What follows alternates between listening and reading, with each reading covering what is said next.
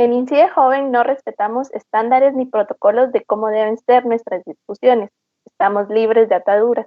Nuestras historias, vivencias y discusiones deben ser contadas con toda libertad y sin restricciones. En Guatemala necesitamos hablar y aprender. ¿Estás lista para sincronizar tus derechos? Bienvenidas al octavo y último episodio del programa Sincroniza tus derechos. Mi nombre es Quetzalí Pérez, quien estará acompañándoles en esta ocasión en el ameno diálogo que tendremos con dos mujeres jóvenes. El episodio de hoy hablaremos sobre el alza de los femicidios y secuestros en mujeres jóvenes desde un enfoque feminista, pero también de nosotras como mujeres jóvenes en el marco del Día Internacional de la No Violencia contra las Mujeres. Mis compañeras Mirna Galindo y Lenina García estarán con nosotras platicando sobre esto. Me gustaría que se presentaran Mirna y Lenina.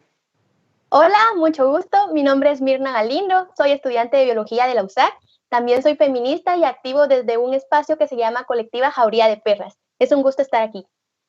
Hola, Quetzalí. Hola, Mirna. Qué gusto saludarlas. Yo soy Lenina García, soy educadora popular, también soy escritora y ex representante estudiantil y me siento muy contenta de estar acá con ustedes en este diálogo. Muchas gracias a Lenina y a Mirna por estar con nosotras para dialogar de este importante tema, pero y no solo por el hecho de que ya estamos llegando al 25 de noviembre, que es el Día contra la No Violencia de las Mujeres, sino porque es un tema que también durante la pandemia se ha estado agudizando. Algunos datos que quisiéramos compartir en esta ocasión es como, por ejemplo, que el Ministerio Público ha registrado 3.314 casos de femicidio desde que se tipificó el delito en 2008 hasta diciembre de 2019. ¿Qué representa esto? Es un 13.4% de los casos abiertos de mujeres violentadas en la Fiscalía. Una de cada 6 termina en sentencia condenatoria. Por ejemplo, el de Carla Paola es uno de esos casos en los que se impartió justicia. Y bueno, este contexto que les estamos comentando es parte de la investigación periodística de Agencia Ocote.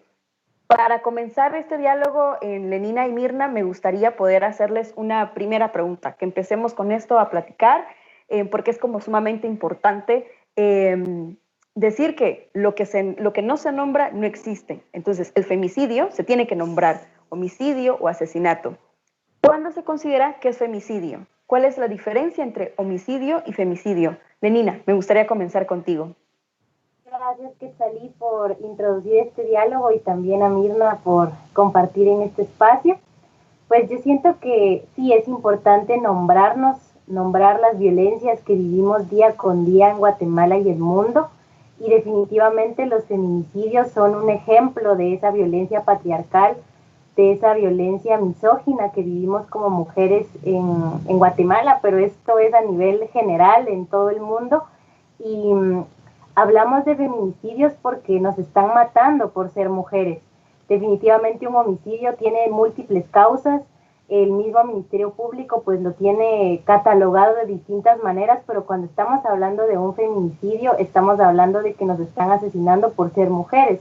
Entonces esa condición de género que tenemos por el hecho de nacer con ciertas características, porque después cada una pues va tomando cierta orientación sexual o cómo nos queremos nombrar, pero digamos el hecho de haber nacido mujeres ya nos condiciona en un sistema donde nuestros cuerpos son vistos como un objeto que puede ser violentado, que puede ser abusado, que puede ser maltratado, y en ese contexto es donde surgen estos asesinatos, estos crímenes por el hecho de ser mujeres, y que ahí es bien importante generar conciencia en la sociedad del por qué se da esto, por qué es que a las mujeres nos están asesinando, y también porque vivimos en un sistema patriarcal donde nuestras vidas no importan, como tampoco importan las vidas, por ejemplo, de los pueblos indígenas o de las personas que son negras. O sea, hay como una serie de condiciones a las cuales estamos expuestas como mujeres, pero sí quisiera como hacer énfasis en este contexto, digamos, en dónde nos estamos ubicando, que es un sistema patriarcal que no garantiza los derechos humanos ni las condiciones de vida digna, especialmente para las niñas y para las mujeres. Entonces, en ese contexto es donde estas violencias son invisibilizadas. Por eso no es casualidad que en los medios de comunicación con tinte muchas veces amarillista, cuando una mujer es asesinada, siempre se dice que fueron un crimen pasional o que ella iba vestida de tal forma, o sea, siempre se nos trata de culpabilizar a nosotras, que nosotras somos las que provocamos que nos estén violentando. Entonces es algo realmente lamentable, denigrante totalmente, que nuestras vidas no importen en un contexto como Guatemala. Entonces por eso es que es importante nombrarlo, y esa labor que están haciendo las mujeres, que estamos haciendo en diferentes movimientos sociales, especialmente acá en Latinoamérica, de poder nombrarlo, de poder decir los nombres de las mujeres que han sido violentadas, de los nombres de las que nos hacen falta y que no queremos a ni una menos. Gracias, Lenina. Sí, la parte de decir lo que está pasando, o sea, en este caso femicidios, también hay otras cosas que nos toca que nombrar, ¿no? O sea, ¿quién es la compañera que nos hace falta? ¿Quién es a la que necesitamos pedir justicia? ¿Quién es a la que se necesita la reparación digna del hecho que se le hizo? Mirna, ¿podrías también tú hablarnos, ¿no? ¿Cómo consideras esta parte de cuándo se considera femicidio? Y también sobre la perspectiva que tiene la colectiva Jauría de Perras, que sabemos que ha estado trabajando muy de cerca muchos temas relacionados. Gracias, Quetzalí, y también gracias, Lenina, por los aportes que cabal nos diste. Ahí contextualizaste muy bien todo, pero que creo que concuerdo con ustedes de que es importante nombrarlo, sobre todo porque, voy a decir, allá afuera, las personas, ¿verdad? Muchas personas que incluso podría nombrar las antiderechas, pues dicen así como el típico a nosotros nos matan más, ¿verdad? Hablando de los hombres, ¿verdad? Y no entienden, y creo que eso, entonces esta parte es importante, entender este contexto, ¿verdad? Que las estadísticas, bueno, tal vez, o sea, matan más a los hombres, pero a los hombres los matan otros hombres, mientras que a nosotras las mujeres nos matan nuestros compañeros, ¿verdad? Creo que eso, o sea, que es bien importante, ¿verdad? Nos matan tanto hombres que no conocemos, pero a muchas nos matan nuestros compañeros, nuestras parejas, nuestros familiares, nuestros papás, ¿verdad? Y entonces todos estos crímenes son crímenes de odio hacia las mujeres, ¿verdad? Es porque cabal, como decía Lenina, pues esta sociedad patriarcal que engrandece al hombre nos mira como débiles, y es por eso también que si nos damos cuenta, digamos, si queremos como entender mejor la diferencia, los asesinatos hacia mujeres normalmente los hacen públicos, ¿verdad? O sea, si a un hombre mata a su pareja, pues la tira en un río o hace, digamos, distintos crímenes, distintas como expresiones de odio en su cuerpo, ¿verdad? Y pues no la voy a nombrar porque son cosas muy feas las que les hacen a las cuerpas de las mujeres, y son personas cercanas a ellas o son desconocidos, ¿verdad? Y que lo que demuestran con exponerlas públicamente, ¿verdad? O dejarlas desnudas en la vía pública o incluso en su casa, ¿verdad? Dentro de su casa exponen su cuerpo, es lo que quieren demostrar, es este abuso de poder, ¿verdad? Es que tienen poder sobre nosotras, y que es de esto de donde se deriva, ¿verdad? El feminicidio, ¿verdad? Que es justamente esto, ¿verdad? El matar a una mujer por el simple hecho de ser mujer y como demostrar ese poder que tienen sobre nosotras, ¿verdad? Y es ahí importante, ¿verdad? Que toda la sociedad lo visibilice, lo nombre, y que sobre todo, digamos, más allá de nombrarlo, también lo denunciemos, ¿verdad? Que exijamos que ya no pasen estos crímenes, que ya no existan más feminicidios, porque ya no queremos que nos falte ni una menos, ¿verdad? Y por eso es que también nosotras, pues, hemos luchado, digamos, y todas las mujeres nos organizamos para salir a las calles, para manifestarnos de distintas maneras, donde todas las maneras son válidas, porque ya estamos cansadas, ¿verdad? De que a diario, por ejemplo, en el 2020, 2 femicidios se han cometido por día, ¿verdad? Entonces es como, ya estamos cansadas de que estas cosas sucedan, de que nos maten a hermanas, nos matan amigas y nos matan compañeras, y aunque no conozcamos, digamos, a todas, las llevamos con nosotras, ¿verdad? Y sus nombres no los queremos olvidar porque queremos pedir justicia, y entonces esto es importante pues que lo pongamos en el contexto y lo pongamos en palabras, porque digamos es el trabajo de todas y todos, que debemos de denunciar y debemos de actuar para que estas cosas no sucedan. Gracias a ambas por este contexto que nos han dado, y justamente muchas de las cosas que nos motivan a nosotras como mujeres y como colectivas feministas, como colectivas de mujeres, a salir a las calles, a organizarse, a justamente buscar justicia. Y es la siguiente pregunta que quisiera que pudiéramos hablar un poco, el tema del acceso a la justicia en Guatemala. Como tenemos femicidios, como estamos presenciando en la muerte de compañeras, pues nos toca que entonces pedir justicia, no es lo mínimo. Si aún estamos en procesos de crear espacios seguros, crear espacios en donde nos podamos sentir, no sé si protegidas, pero sentirnos que va a ser un espacio en el cual no nos va a pasar nada, en el cual sabemos que si estamos en ese espacio todo va a estar bien, ¿no? Sin embargo, es un proceso que todavía se está empezando, pero algo que ya está presente es el tema de la justicia. Y entonces aquí quisiera que hablemos de la justicia más estatal, ¿verdad?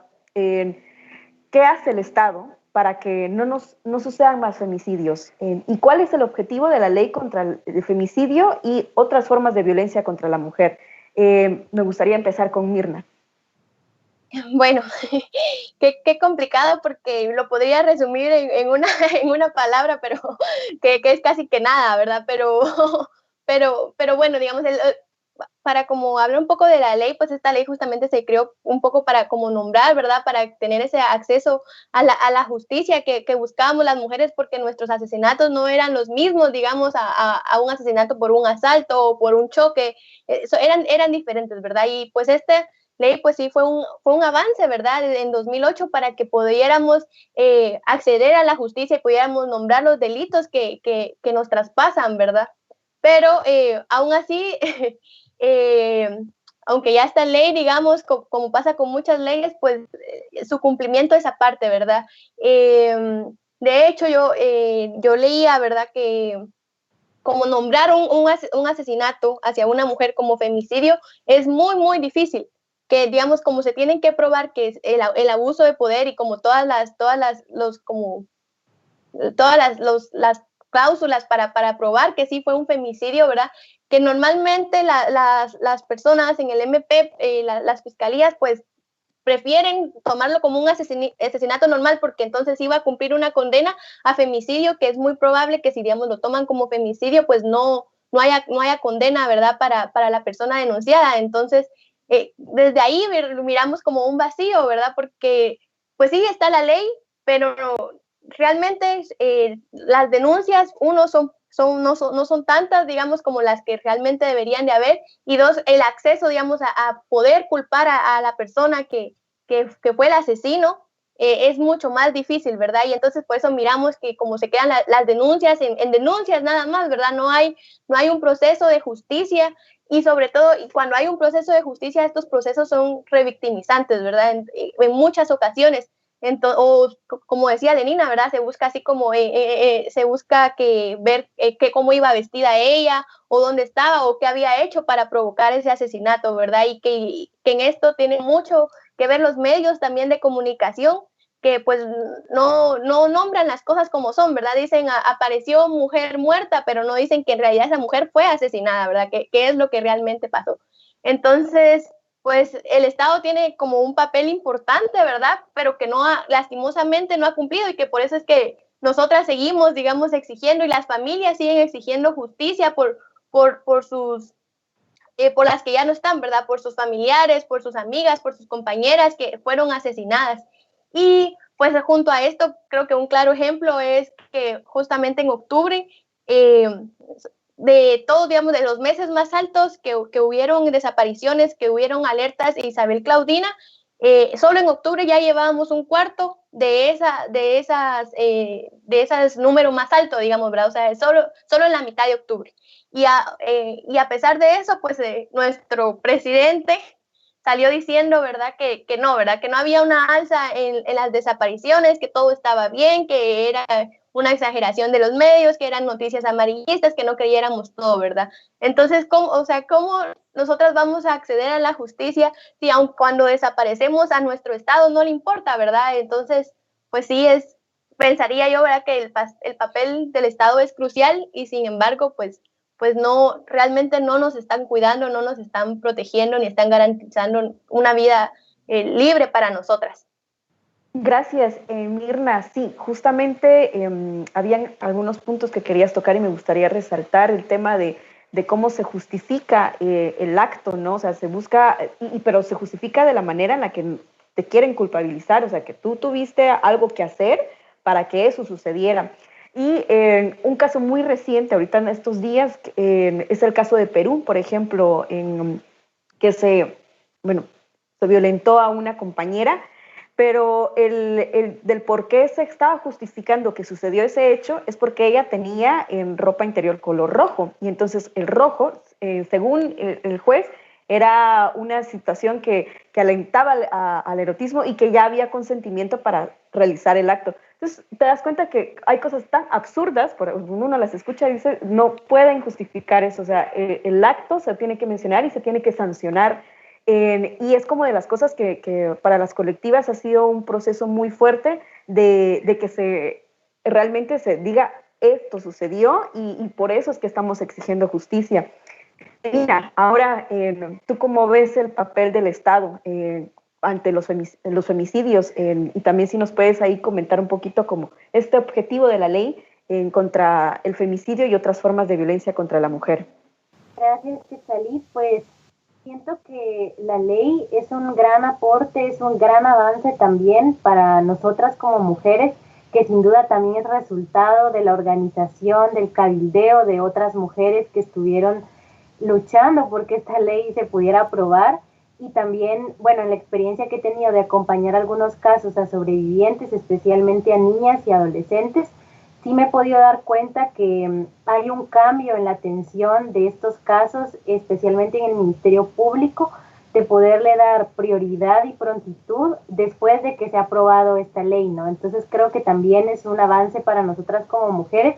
Sin embargo, siento que el Estado no debe quedarse únicamente en el papel de la sanción, sino también cómo hablamos de la prevención, porque todo esto que hablábamos de que los hombres son los que están reproduciendo esta violencia patriarcal, machista y misógina, es porque hay una cultura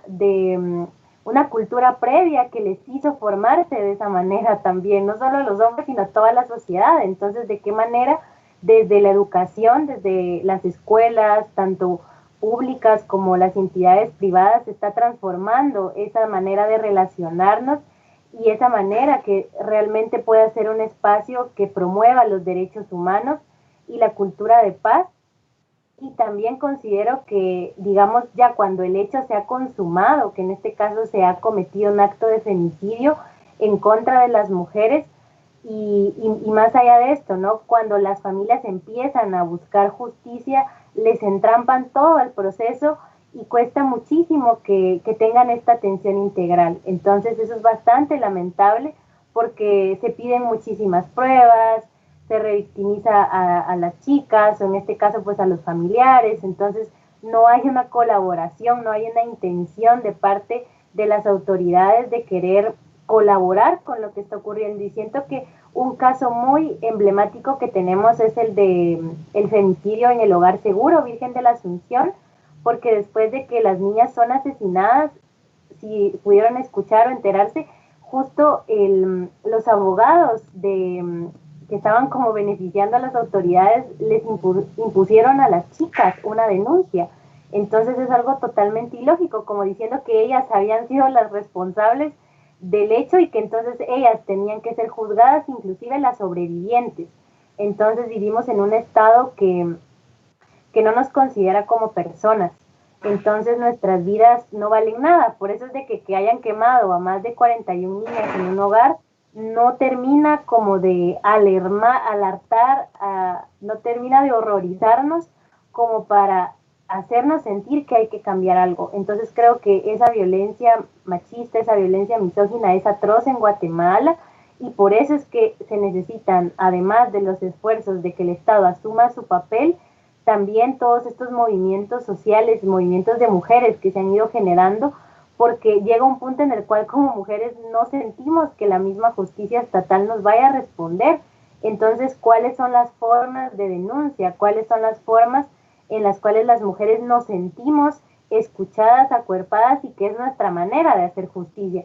Entonces creo que definitivamente el Estado tiene los mecanismos, tiene las leyes, tiene las instituciones, pero no es suficiente.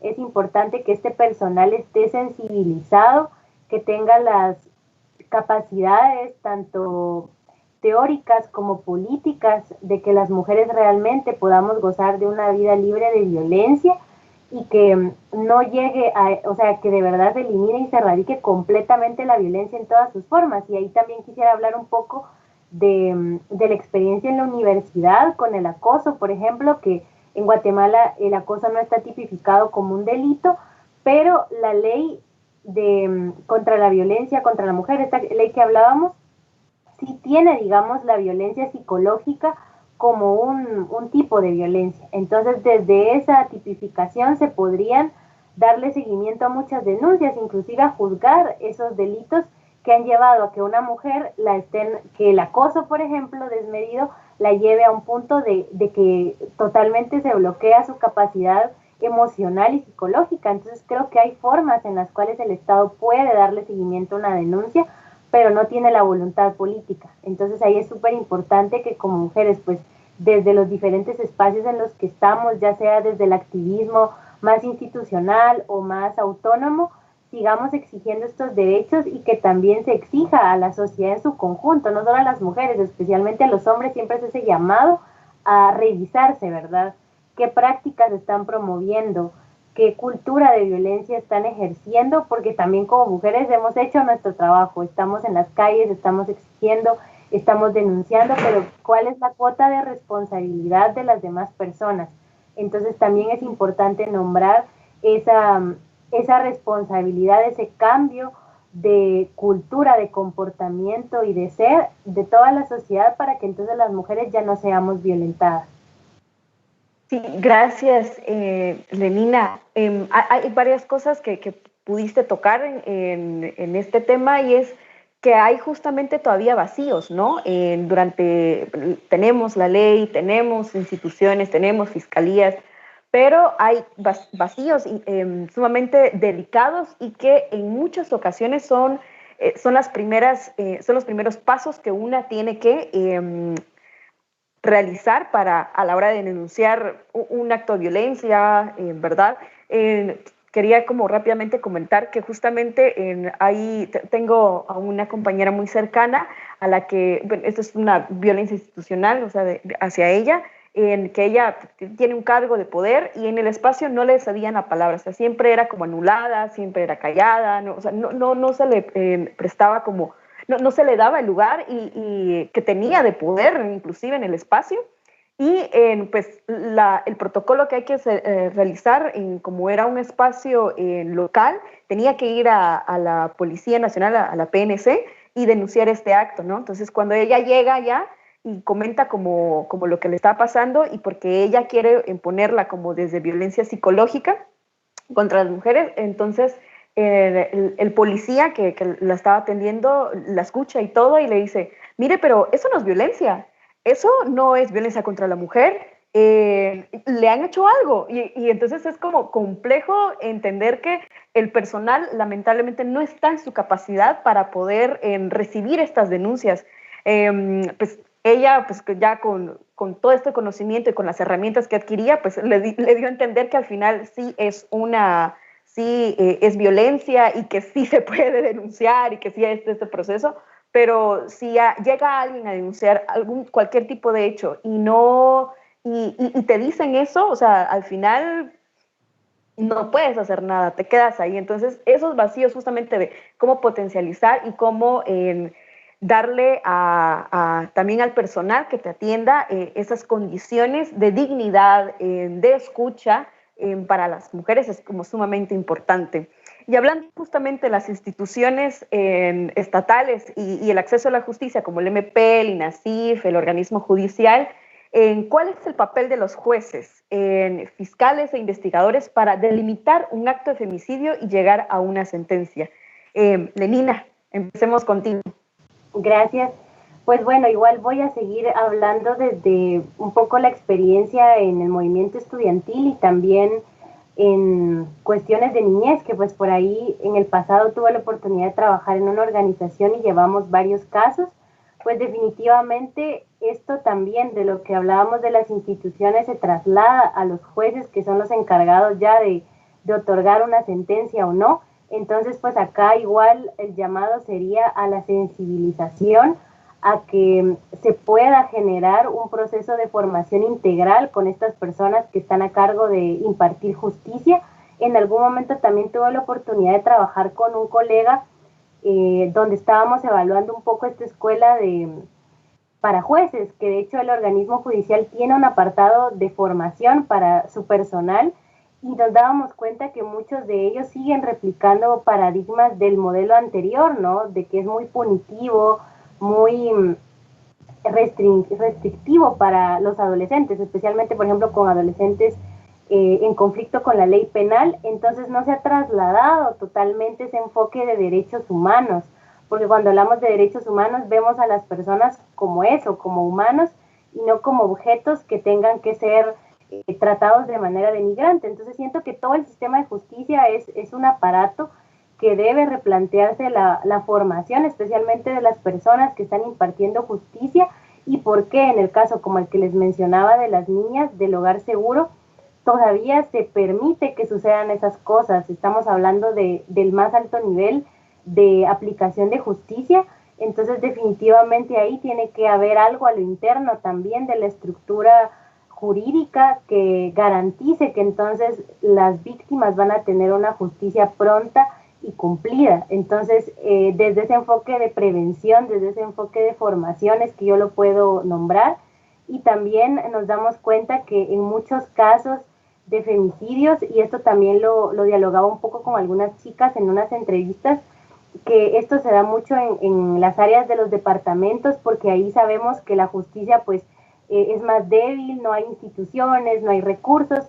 Entonces me comentaba una colega que, por ejemplo, hay jueces que reciben sobornos de los acusados, en este caso de los maridos o de las parejas de las mujeres que están denunciando, y entonces a través de esos sobornos ellos no dan un veredicto, o sea, no cumplen con su papel, sino que caen en esa corrupción. Y lamentablemente esa corrupción significa impunidad para nosotras como mujeres. Entonces siempre las afectadas somos nosotras. Entonces el sistema estatal está lleno de impunidad, lleno de corrupción, y que son cosas que también hay que nombrarlas, hay que denunciarlas. Por eso es que muchas mujeres han recurrido a la denuncia pública, porque no es igual a ir a denunciar a una entidad que a escribir o publicar un post en redes sociales y lanzar, digamos, esa denuncia pública, porque estás desesperada y hastiada de que el sistema no te escuche. Entonces, siento que por ahí iría un poco mi aporte, y que definitivamente a lo interno también se necesita que las personas que trabajan desde esa institucionalidad también empiecen a hacerse escuchar desde adentro, porque también creo que hay muchas mujeres que están en las instituciones como abogadas, como juezas incluso, y quizás el ambiente es muy hostil para ellas también. Pero de qué manera tejemos redes, tanto las mujeres que estamos en las calles como las mujeres que están en las instituciones, para que entre todas podamos empujar esto, y que entonces ya no tengamos estas situaciones de impunidad que están afectando la vida y el acceso a la justicia de las mujeres. Mirna, a ver, cuéntanos un poco cuál es este papel, cómo lo has visto tú, cómo lo ha visto la colectiva también. Gracias, Quetzalí. Pues ahí quisiera nombrar también, tal vez no es un caso de femicidio como tal, porque nunca he acompañado uno, pero sí, de hecho, recientemente acompañé un caso de violencia contra la mujer, y pues lo que observé, ¿verdad?, es que a la persona, a la mujer que estaba denunciando, pues le tocó que dar todas las vueltas, ¿verdad? Que si tenía que hacer no sé qué en el juicio, que tenía que preparar no sé qué cosas para el juicio, que tenía que conseguir llamar al abogado no sé quién, que tenía que llamar al juez no sé cuánto, y aun cuando, digamos, antes de que fuera, digamos, como el juicio como tal, un día antes ella estaba llamando porque no le habían asignado cosas, ¿verdad? Para su juicio, que no había un juez, que no sé qué, que no sé cuánto, y o sea, y ella, digamos, pensemos en una mujer que ha sido violentada, que digamos que tiene toda esa carga, ¿verdad?, de que va a tener que denunciar a su agresor, que al siguiente día va a ver a su agresor en un juicio, que va a tener que probar que lo que a ella le pasó sí es verdad, y que todavía va a ser cuestionada por todas estas, digamos, todas estas pruebas que va a presentar, pues van a ser cuestionadas, que toda esa carga psicológica, ¿verdad?, que va llevando, y que todavía aún, digamos, después de todo lo que ya como lleva haber pasado por violencia, haber sufrido violencia, todavía ella tenga que moverse para que de verdad llegue la justicia, que ella tenga que mover aquí, que ella tenga que conseguir allá. Creo que ahí, digamos, hay un gran vacío en el sistema, ¿verdad? En todas las partes del sistema, porque no deberíamos ser nosotras, sino el mismo sistema el que mueva las cosas para que se lleve a cabo la justicia, ¿verdad? Para que llegue la justicia y no una misma, ¿verdad? Pero lastimosamente, y cabal recordando lo que decía Lenina, aún en los procesos, digamos, se da desde los procesos como más a lo interno, por ejemplo, en la universidad, donde si uno hace una denuncia, tiene que mover las cosas, y también se da en procesos grandes que no se debería de dar, ¿va? Como estos, ¿va? En el MP, en el OJ, que una tiene que moverse para que llegue la justicia, para que de verdad haya. Y ni siquiera eso, digamos, nos asegura que va a haber una sentencia, ¿verdad? Solo es un paso preliminar para conseguir que te escuchen. Entonces creo que eso es algo importante de visibilizar, ¿verdad? Que el sistema de justicia y con todas sus partes deberían de moverse y para que realmente haya un juicio justo, ¿verdad? No sé si, para que haya un proceso que sea digno, ¿verdad? Que no sea un peso más para las personas, para las mujeres que denuncien. Y también con eso quisiera también visibilizar que de hecho, digamos, dentro de estos organismos, el INASIF, el OJ, el MP, pues tampoco hay como una conexión, ¿verdad? No hay como una comunicación o un proceso de datos realmente que sea eficiente, ¿verdad? Y también, digamos, se deriva como de esta sobrecarga que, por ejemplo, no hay los tribunales de femicidio, apenas hay uno por departamento, si es que hay, ¿verdad? Y que, por ejemplo, pensando en las mujeres que viven en municipios o en aldeas y que también tienen derecho a denunciar actos de violencia o las y los familiares femicidios, ¿verdad? Tienen derecho a denunciar, pero que tienen que viajar, tienen que transportarse, tienen que igual seguirse moviendo y pues muchas personas no tienen estos recursos, ¿verdad? Ni tienen este apoyo, ni siquiera conocen de estos mecanismos para poder denunciar y esto me lleva a otra cosa, ¿verdad? Que, bueno, pues digamos que ya se denunció y todo y pues va el proceso. Buscando datos, podemos ver que los datos que tiene el INASIF con los datos del MP no concuerdan y de hecho el grupo de mujeres también tiene otros datos y esos datos tampoco concuerdan, ¿verdad? Entonces miramos así como, pero ¿cómo es posible? ¿Se supone que son los mismos datos o se supone que son los mismos casos, que el MP es quien lleva estos casos, debería de tener todo, digamos, los mismos números y todo, y no, ¿verdad? No sucede eso. En unas cuentas hay más, en otras hay menos y así, ¿verdad? Entonces, ni siquiera está como esta recopilación eficiente de los datos para poder por lo menos presentar estadísticas, ¿verdad?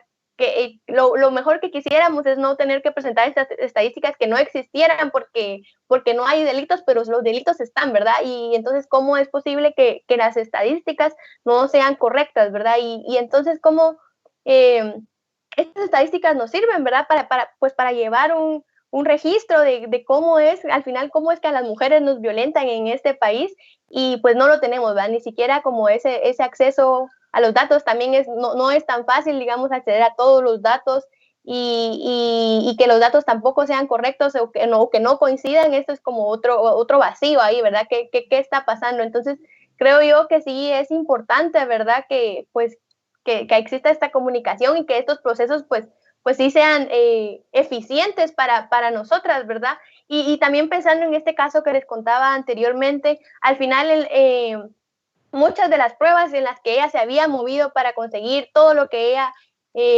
logró, digamos, para llevar este juicio a cabo, pues al final no le tomaron todo en cuenta, al final fue un proceso súper revictimizante, casi que le echaban la culpa, el juez no tomó en cuenta ciertas cosas que ella había presentado y entonces pienso, ¿verdad? Me recuerdo mucho las palabras de ella que ella me decía, entonces, ¿para qué hice esto, verdad? Y yo recuerdo, ¿verdad? O sea, nos insistimos mucho en denunciar y creo que es importante denunciar, pero también creo que tenemos que exigir que estos procesos de denuncia sean eficientes y sean no revictimizantes, ¿verdad? Porque las mujeres van a denunciar, pero que la justicia llegue o llega tarde o nunca llega, ¿verdad? Entonces también, más allá de denunciar, que también lo tenemos, o sea, tenemos que seguirlo practicando, ¿verdad? Es importante denunciar para que no se queden esos delitos, por lo menos no no, ni siquiera fuera, digamos, fuera del sistema judicial, que por lo menos sí lleven un proceso,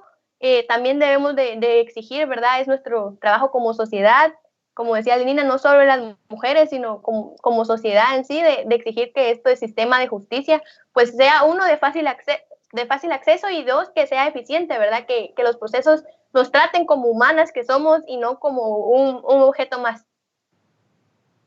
Hay muchas cosas que se han mencionado y creo que al final de las cosas que vamos mencionando es porque lamentablemente son cosas que también en su momento o hemos acompañado, como lo decía Mirna, o nos ha tenido que inclusive pasar por estos procesos tan cansados, tan burocráticos, que lejos de alentarnos a poder seguir estos procesos, hay un momento en el que no, realmente también te desgana, porque no solo has sufrido, has sido víctima de violencia y luego tener que pasar por todo este recorrido, sin duda es muy desgastante y son estas cosas que estamos viendo y que ahora estamos exigiendo, pues que sea más pronta o que sea digna al menos para nosotras las mujeres, porque sin duda en todo este proceso también se vuelve a revictimizar, como ustedes ya lo habían comentado. Quiero ir a nuestra última pregunta. Seguramente vamos a tener mucho que decir, pero por el tiempo me gustaría que podamos ser un poco concretas. Pero es la parte en la que creo que también nosotras hemos tenido como este acompañamiento y que gracias a esto también hemos podido coincidir en espacios, y es el tema de la denuncia, ¿no? ¿Cuál es el papel de las organizaciones feministas de cara a los femicidios? Mirna, quiero empezar contigo con tu experiencia desde Jauría de Perras. Gracias. Qué rápido se pasa el tiempo. Pero un poco por ahí creo que es, bueno, nuestro trabajo en la Jauría ha sido un poco denunciar, ¿verdad? Seguir visibilizando que estos crímenes pasan, seguir nombrando a las hermanas y compañeras que nos faltan, no olvidar sus nombres, seguirlas recordando, no solo en cada, digamos, manifestación como ahora en el 25N o en el 8M, sino todos los días, ¿verdad? Recordar todos los días que nos faltan y que nos siguen faltando, ¿verdad? Lastimosamente, pero también un poco lo hemos trabajado como con esta prevención, ¿verdad? Con ese trabajo un poco desde la liberación de las mujeres, ¿verdad? Un poco para que las mujeres lo correcto, digamos, sería que los hombres se dieran cuenta que nos están violentando, que nos están matando, que están abusando de nosotras, pero también un poco también desde la... al final lo que nos toca es cuidarnos, ¿verdad? Lastimosamente, que más queríamos que no nos pasara, pero un poco nos toca cuidarnos, entonces como desde la liberación de las mujeres, ¿verdad? Como incidir en las mujeres para que nos organicemos, para que haya más mujeres organizándonos en contra de todas estas violencias patriarcales y también para que nos demos cuenta, ¿verdad? Muchas veces la violencia hacia nosotras está tan normalizada, ¿verdad? Todos estos actos y machistas están tan normalizados que no nos damos cuenta. A veces ya estamos hundidas hasta el cuello en una relación violenta que, digamos, hasta que nos damos cuenta, ¿verdad? Que realmente estamos en peligro, ¿verdad? No, al final estas personas abusadoras y manipuladores, en caso de una relación, ¿verdad? Pues tienen como esas tácticas que no nos damos cuenta hasta que ya la violencia se manifiesta de otras maneras, como física, que es digamos, la que es más visible. Pero entonces un poco como trabajar desde ahí también, ¿verdad? Como de esa prevención para que las mujeres podamos detectar esas cosas y alejarnos de esos compañeros o parejas o amigos o familiares que pues nos violentan, ¿verdad? Y digamos, y seguir denunciando. Al final tenemos que seguir exigiendo justicia porque es nuestro derecho y seguir exigiendo que seamos libres, ¿verdad? Porque realmente las mujeres en Guatemala pues no vivimos libres, no, por más que digamos, pues nosotras nos ponemos, ¿verdad? Y creo que esa es como una postura un poco política y un poco valiente, decir voy a salir a la calle, voy a salir a manifestar y no voy a dejar que me pasen estas cosas, pero la realidad es que las mujeres en Guatemala vivimos en peligro, ¿verdad? Entonces, como ir cambiando esa realidad un poco desde la prevención, pero también desde la denuncia. Lenina, también lo que nos puedas comentar, responder esta pregunta, también desde tu experiencia, haber sido directora de Ciprodeni, también tu experiencia como también haber estado al frente también de una asociación estudiantil donde tocó también ver este tipo de temas, que nos puedas comentar cuál es acción, cuáles son las acciones de los colectivos feministas, de mujeres, frente a los femicidios, frente a la violencia. Muchas gracias, Quetzalí, por la pregunta. Y pues en Ciprodeni yo estuve en realidad en la junta directiva apoyando desde ahí toda la labor que se hacía desde la coordinadora. Y en relación al papel de las organizaciones sociales ante los femicidios, definitivamente es una labor de incidencia ante las instituciones del Estado, ya que las leyes, todas estas reglamentaciones que ya existen, ahí están, pero es necesario que se lleven a la práctica, que realmente sirvan para poder acceder a la justicia de las mujeres y a su vez desarrollar toda una labor de prevención, de formación y de acercamiento con las comunidades, sean estas niñez, mujeres, juventudes, para que esos procesos de prevención y de sensibilización ante la violencia contra las mujeres sean una realidad y que ya no tengamos que vivir estas situaciones de violencia machista y misógina en el país, y también acuerpar las denuncias de las mujeres que están expresándose, de los familiares de las víctimas que han perdido a sus seres queridos, a hijas, hermanas, a mujeres en general. Y un ejemplo claro de esto es el acuerpamiento que hubo de las organizaciones sociales cuando vinieron los familiares de Litsi, por ejemplo, al Parque Central. No se veía a entidades de gobierno, sino más bien a organizaciones acuerpándose. Entonces ahí es como nace o se hace vida esta frase que hemos mencionado, que pues no me cuida la policía, me cuidan mis amigas, porque esas redes de apoyo y solidaridad son las que tejemos como mujeres. Entonces, ese es el papel de las organizaciones sociales, articular esfuerzos entre sociedad civil, entre las personas que trabajan en el Estado y que todas en conjunto podamos garantizar un espacio libre de violencia para nosotras como mujeres. Muchas gracias, Lenina, también muchas gracias a Mirna. Con esto concluimos nosotras nuestro episodio, ¿verdad? El 8º episodio de Sincroniza tus Derechos. Me gustaría que se puedan despedir ya de las personas que nos están escuchando en esta ocasión. Mirna, ¿puedes despedirte? Gracias, Quetza. Gracias a Incide Joven y a todas y todos quienes nos están escuchando.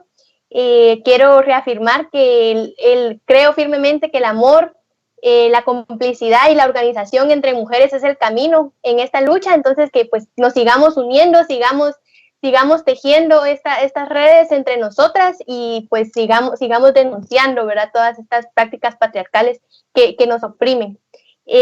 También para que les invito a seguirnos en nuestras redes, como @somostujauría, y pues sigamos aquí en esta lucha juntas. Gracias. Gracias a ti, Mirna. Lenina, por favor, despídete ya de todas las personas que nos están escuchando. Gracias, Quetza. Gracias también a Mirna por el espacio y a Incide Joven por promover de discusiones. Pues agradezco muchísimo a la audiencia que nos ha escuchado el día de hoy y también sumarme a la defensa de un mundo y de un país libre de violencia para nosotras como mujeres. También creo que el sistema y este Estado patriarcal nos quiere calladas, nos quiere con miedo, pero nosotras no lo vamos a permitir. Estamos defendiendo nuestros derechos desde la alegría, desde la rebeldía y la ternura. Entonces, que sigamos acuerpándonos, que sigamos nombrando todas estas violencias, pero también que sigamos viviendo una vida libre de violencia desde el gozo y del placer, porque a eso venimos a vivir. Luchamos por una vida libre de violencias para todas nosotras. Y pues un abrazo a todas y muchas gracias. Gracias a ambas y también personalmente gracias a Incide Joven por permitirnos en este diálogo tan enriquecedor. Yo también me despido de acá de ustedes y por favor sigamos cosechando, ¿no?, nuestra organización y permitámonos la confidencialidad, también permitámonos el cariño, el amor entre todo lo que vayamos haciendo. Muchísimas gracias. Muchas gracias a nuestras invitadas de este episodio. Este es el último episodio de esta temporada. Esperamos tener una siguiente temporada en unos meses o el otro año. Pues ahí va a depender de cómo nos movamos en Incide Joven, pero agradecemos mucho a nuestra audiencia, a las personas que nos escucharon desde el principio, y pues si es la primera vez que escuchas este podcast, este programa de Sincroniza tus Derechos, pues te invitamos a que veas los demás episodios en nuestra plataforma, también en nuestro canal de YouTube. Puedes suscribirte y ver la temporada completa. Agradecemos a todas las personas que participaron con nosotros en los demás episodios y pues para la audiencia pues que los quieran escuchar nos pueden escuchar en Spotify, en Apple Podcast, Google Podcast, en nuestra web y en nuestro canal de YouTube. Muchas gracias por todo y pues nos vemos a la próxima.